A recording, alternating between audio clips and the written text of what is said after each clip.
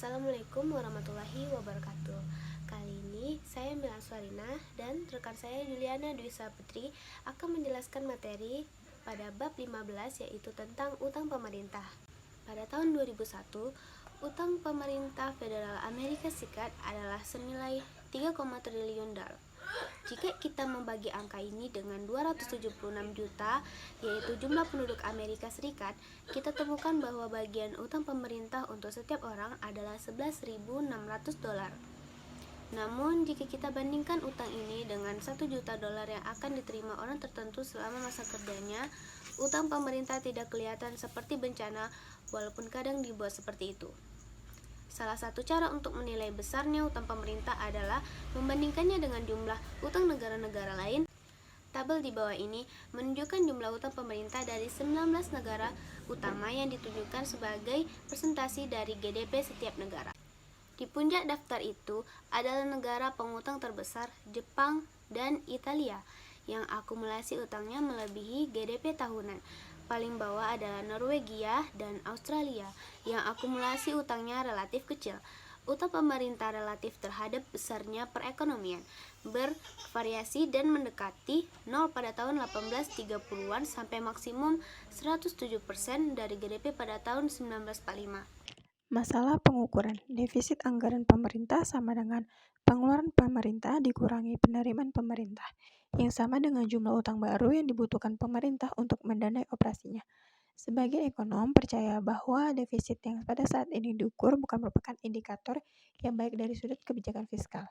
Mereka percaya bahwa defisit anggaran tidak secara akurat mengukur dampak kebijakan fiskal terhadap perekonomian dewasa saat ini, atau beban yang sedang diberikan kepada generasi pembayar pajak masa depan. Yang pertama, inflasi. Pengukuran yang paling tidak kontroversial adalah koreksi terhadap inflasi.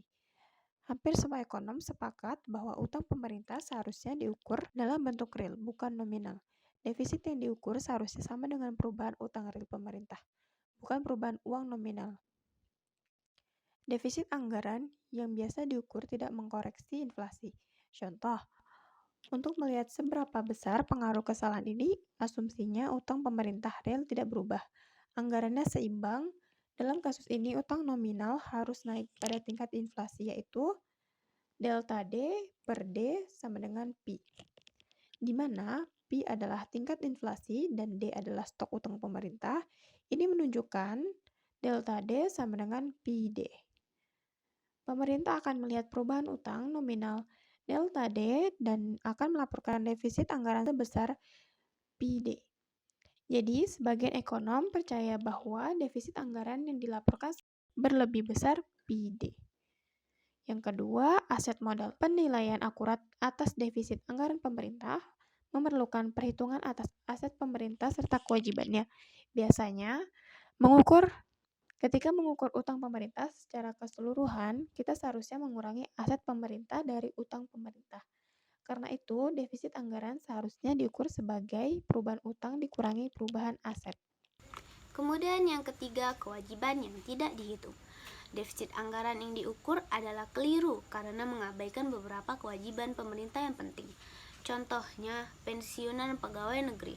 Pegawai negeri memberikan jasanya kepada pemerintah saat ini, tapi bagian kompensasi mereka dipotong untuk masa depan. Pada dasarnya mereka memberikan pinjaman kepada pemerintah. Membayar pensiunan tersebut tidak jauh berbeda dengan utang pemerintah. Namun, kewajiban itu tidak dimasukkan sebagai bagian dari utang pemerintah dan akumulasi kewajiban ini tidak dimasukkan sebagai bagian dari defisit anggaran. Kemudian yang keempat, siklus bisnis. Banyak perubahan dalam defisit anggaran pemerintah secara otomatis menanggapi perekonomian yang berfluktuasi. Misalnya, ketika perekonomian mengalami resesi, pendapatan akan turun, sehingga kemampuan seseorang untuk membayar pajak akan berkurang. Laba juga turun, sehingga perusahaan membayar lebih sedikit pajak pendapatan. Semakin banyak orang yang tergantung pada bantuan pemerintah, sehingga pengeluaran pemerintah naik dan defisit anggaran akan meningkat. Perubahan otomatis dalam defisit ini karena pemerintah meminjam lebih banyak ketika resesi, menekan penerimaan pajak, dan mendongkrak pengeluaran pemerintah. Pemerintah biasanya menghitung defisit anggaran yang disesuaikan secara siklis. Defisit yang disesuaikan secara siklis didasarkan pada estimasi mengenai berapa pengeluaran pemerintah dan penerimaan pajak yang terjadi jika perekonomian beroperasi pada tingkat output dan kesempatan kerja alamiahnya. Defisit yang disesuaikan secara siklis adalah ukuran yang berguna karena mencerminkan perubahan kebijakan tetapi bukan tahapan dari siklus bisnis saat ini. Pandangan tradisional atas utang pemerintah. Ketika pemerintah memotong pajak dan mengalami defisit anggaran, pendapatan konsumen menjadi jauh lebih tinggi. Konsumen menanggapi dengan melakukan pengeluaran lebih banyak. Dalam jangka pendek, pengeluaran konsumen yang tinggi akan meningkatkan permintaan terhadap barang dan jasa, dan akan meningkatkan output dan kesempatan kerja. Tingkat suku bunga juga akan naik ketika investor bersaing. Tingkat bunga yang tinggi akan menahan investasi dan mendorong aliran masuk modal dari luar negeri. Dalam jangka panjang, mengecilnya tabungan nasional dan yang disebabkan oleh pemotongan pajak akan berarti persediaan modal yang lebih kecil dan utang luar negeri yang lebih besar. Dampak keseluruhan generasi sekarang akan menerima manfaat dari konsumen lebih tinggi dan kesempatan kerja yang lebih tinggi, meskipun inflasi cenderung lebih tinggi. Generasi mendatang yang akan menanggung lebih banyak beban dari defisit anggaran. Mereka akan dilahirkan di negara yang memiliki persediaan modal yang lebih kecil dan utang luar negeri yang lebih besar. Pandangan Richardian ekuivalensi disebut juga sebagai ekuivalensi Richardian. Konsumen melihat ke masa depan sehingga pemotongan pajak dengan sendirinya tidak akan mendorong pengeluaran konsumen yang tinggi untuk masa sekarang. Konsumen mendasarkan pengeluaran tidak hanya pada pendapatan sekarang, tetapi juga pada pendapatan masa depan yang mereka harapkan. Logika dasar ekuivalen Richardian. Pemerintah mendanai pemotongan pajak dengan utang pemerintah dan di masa depan pemerintah harus meningkatkan pajak untuk membayar utang dan bunga yang terakumulasi. Pinjaman pemerintah saat ini akan mengakibatkan pajak yang lebih tinggi di masa depan. Pemotongan pajak yang didanai oleh utang pemerintah tidak akan mengurangi beban pajak. Pemotongan pajak hanya menjadwal ulang pajak. Konsumen yang melihat ke depan memahami hal tersebut, sehingga pemotongan pajak tidak mendorong konsumen mengeluarkan pengeluaran lebih banyak. Utang pemerintah ekuivalen dengan pajak masa depan dan pajak masa depan akan ekuivalen dengan pajak saat ini.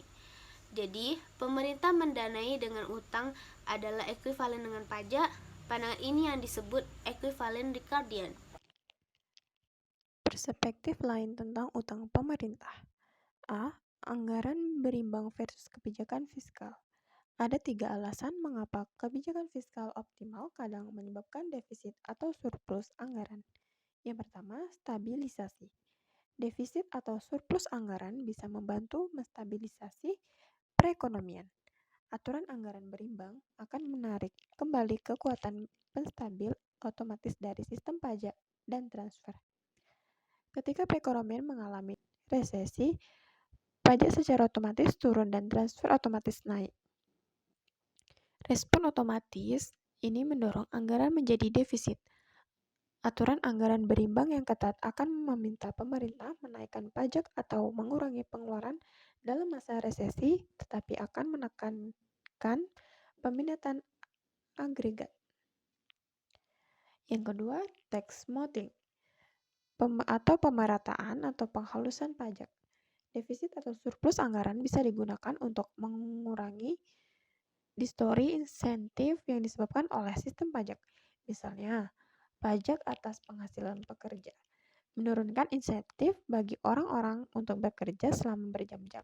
Karena disinsentif ini akan menjadi sangat besar pada tarif pajak yang sangat tinggi.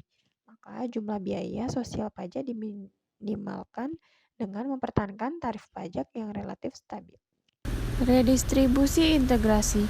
Defisit atau surplus bisa digunakan untuk menggeser beban pajak dari generasi sekarang ke generasi mendatang. Misal, untuk membiayai perang. Generasi sekarang bisa mendanai perang dengan defisit anggaran.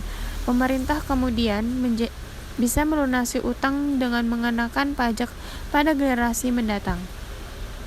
Pertimbangan ini menyebabkan sebagian besar ekonom menolak aturan anggaran berimbang yang ketat. Aturan kebijakan fiskal perlu memperhitungkan kondisi-kondisi yang terulang kembali, di mana defisit anggaran merupakan respon kebijakan yang masuk akal. B. Dampak fiskal terhadap kebijakan moneter. Salah satu cara pemerintah untuk mendanai defisit anggaran adalah dengan mencetak uang yang menyebabkan inflasi lebih tinggi. Pembuat kebijakan fiskal mengandalkan pajak inflasi untuk membayar sebagian dari pengeluaran mereka. Tingkat utang yang tinggi mendorong pemerintah menciptakan inflasi, dan sebagian besar utang pemerintah dispesifikasikan dalam bentuk nominal. Maka, nilai utang real turun ketika tingkat harga naik. C. Utang dan proses politik. Kemungkinan mendanai pengeluaran pemerintah dengan berutang membuat seluruh proses politik menjadi buruk, karena dalam pengambilan kebijakan ada banyak pendapat yang akan terjadi. D. Dimensi-dimensi internasional. Defisit anggaran pemerintah menurunkan tabungan nasional. Hal itu seiring menyebabkan defisit perdagangan yang didanai dengan meminjam dari mancanegara. Hubungan antara defisit anggaran dan defisit perdagangan menyebabkan dua dampak lanjutan atas utang pemerintah. Pertama, tingkat utang pemerintah yang tinggi dapat meningkatkan risiko bahwa perekonomian akan mengalami capital flight, penurunan yang merugikan dalam permintaan atas aset nasional di pasar uang dunia. Kedua, tingkat utang yang tinggi yang didanai oleh utang luar bisa menurunkan pengaruh politis negara tersebut dalam percaturan global. Sekian yang dapat kami jelaskan tentang utang pemerintah. Semoga dapat dipahami dan dipelajari oleh teman-teman semua. Mohon maaf apabila ada salah kata dalam menyampaikan materi kali ini. Kami tutup dengan wabillahi taufiq wal hidayah. Wassalamualaikum warahmatullahi wabarakatuh.